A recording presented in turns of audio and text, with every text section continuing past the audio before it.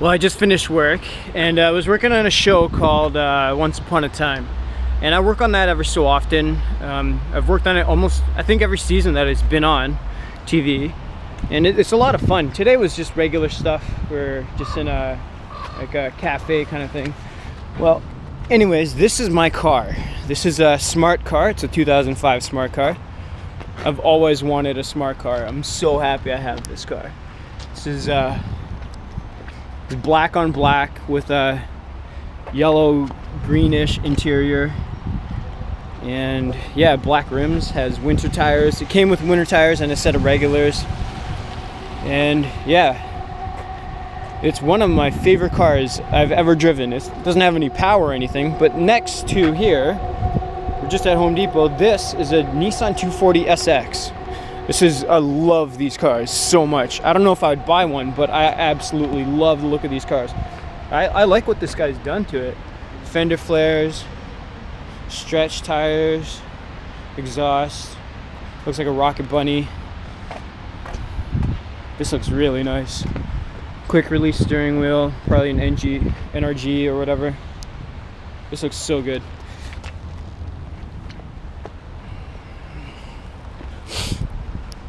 Anyways, I'm here at Home Depot and I need to buy some brackets because I'm gonna put a subwoofer under the dash of my car. And before this car, I had a Mazda Miata, which before this car was the best car I had ever driven. They're completely impractical, Mazda Miatas and smart cars. There's no storage area. Like, I don't know, I have some pictures on my Facebook and Instagram of me like carrying a big like 9-foot rug, and it's like twice the length of the smart car sticking out the back. It's hilarious. But yeah, completely impractical cars. Anyways, we're here at Home Depot. I need to buy some little L brackets and some little screws, so I'm gonna find those. I love tools. I love buying tools. I love using tools. It's a DeWalt brushless 20 volt. I bought these cheap, what's it called, impact driver and a drill for, I think they were like $90 each or something. Your lumber crayons. They were super cheap and they work great. It's the Black & Decker ones. They were on sale and they really work well. And yeah, anyways, I love coming to Home Depot. Home Depot used to be open 24 hours near where I live. And I would go there in the middle of the night when I had things on my mind just to go look at tools and stuff like that. Now I'm just randomly walking around. Okay, I'm gonna continue looking for stuff. Hey, you. Hi. Hello. How are you? Oh. We just came from a nice walk in the rain. I'm a little bit grumpy. I think because I'm kind of hungry. A little bit tired. Yeah, I don't know. I don't know what it is. Got this hat, my Harry Potter toque beanie, whatever you want to call it. Bambi! Bams! Hey, Bino, come here! Hey, you. Come here. Bambi, come here. Bams. Hey, hi. Hey, Bambi. Hey. How's that?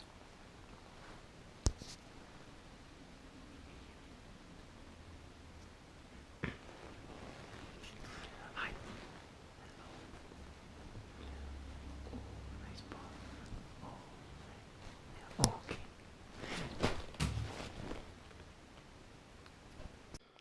So these are some of the hats that I had made. Okay, let's see. And I have these on Etsy. I made them myself, all of them. I cut and I sewed and I created the pattern. The only thing I didn't do was make the material, and yeah, that's about it. They're very warm. even though they're all synthetic, there's no downfill. This is synthetic fur. This is denim, cotton denim.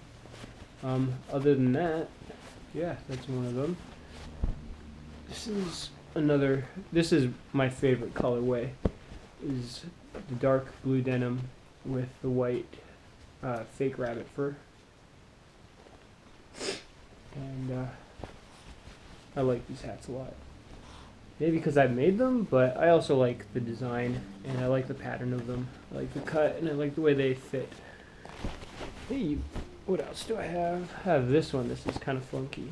Funky, such a cheesy word. I think I chose the wrong fur to go with this particular pattern. Hey, Bams. Nice wing spot. And then black fake fur. That one's kind of cool. These ones sell the least. The black with denim. And I think I have the most of those. 4 black with denims, and then this one's like a fake bear fur with denim. This one's alright. That bear fur is quite heavy. I don't really like this combination either. I got all this fur and all this different material, and I was trying different combinations. Like this doesn't, to me this doesn't look good. To some people they do like this combination, the blue nylon with the brown bear fur, fake bear fur kind of thing. And then this one's kind of cool. Blue nylon with kind of blue fur, bluish fur. This one's super floppy. But this one folds up really nicely. You can put it into your pocket and put it and take it anywhere. Hey. Hi. Hello. What's happening? Okay. How are you? Hello. My favorite ones were the nylon that I had. I used paint on the nylon, and then paint on top of that paint to give it a patina. And then I used rabbit fur from old fur coats that I found at like Salvation Army in Valley Village. I'm not opposed to using fur in that sense. It's such a weird debate talking about fur as it killing animals, and that's bad. Obviously, killing animals is bad. But when it comes to keeping warm, natural fibers are the best. Fur, silk, wool, animal fibers are the best. There are synthetic fibers. Oh, I made these like 10 years ago, so I was younger. I had different ideas of a whole bunch of different things, but I also think that using recycled old fur coats is the best way to do it. I bought the denim from a place called Dresso, so they sell offcuts usually, or I don't know exactly how they actually. I don't know how they bring the material in. So yeah, I can't justify why I bought the material that I bought. I just bought it at Dresso because it was at a price point I could afford, and it's basically the only store in Vancouver where you can get a whole variety of different materials at a good price. But when it comes to the debate of synthetic fibers versus natural materials, if there was a way to use hemp fibers, I would definitely use hemp fibers if I were to make these hats more, or if I were to do another run of these hats. I would use as much as I could hemp fibers, as natural fibers as I could find, to as close a proximity as I am for those fibers where they're manufactured, and I would use natural fibers as much as possible. And I would use fur from recycled fur coats, and I would let the consumer know that. It would be on the tag, and they would know what they're purchasing. Because synthetic fibers destroy ecosystems. And ecosystems contain more than just animals. And I'm not saying that animals that provide fur are less important than any other animal, because I believe that all animals on this planet, all living things on this planet, are equally as important to this planet. And yeah, I don't know. It's a huge debate, and I don't know, not obviously. I am definitely opposed to skinning cats and dogs and any animal alive for its fur, and just using its fur and throwing away the carcass. But if you are living in the wilderness, and your means of survival is hunting, and your means of having clothes and being able to survive is killing an animal, then I think it's justified. And yeah, if I could, I would buy fur from people in those situations. I don't. Maybe there are people who sell those kind of furs, and if that were the case, that's who I would buy the furs from. To make the hats out of real fur. But since I don't have that contact, maybe there is, maybe there isn't a contact for that. But right now I don't have a contact for that. I use fur from recycled fur coats. Buying anything used and to reuse and to renew is way more beneficial to this planet than to buy anything new, no matter what that new thing is made of. If it's recycled materials or whatever, buying something and reusing it and renewing something is infinitely better for this planet. That's my firm belief, and I would say it would be difficult to get me to believe otherwise. But that doesn't matter.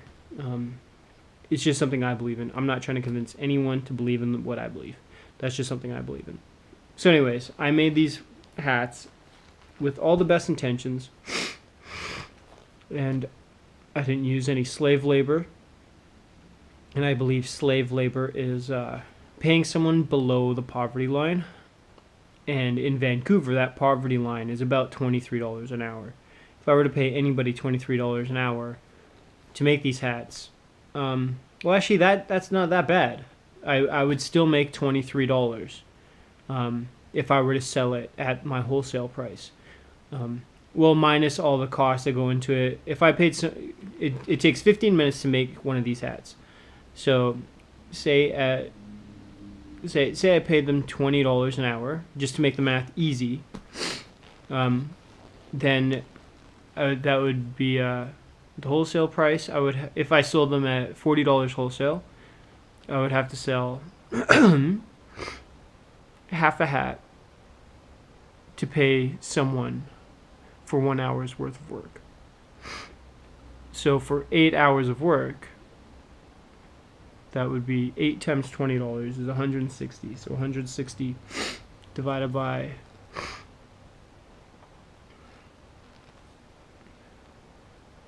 I would have to sell 4 hats per day to be able to pay that person.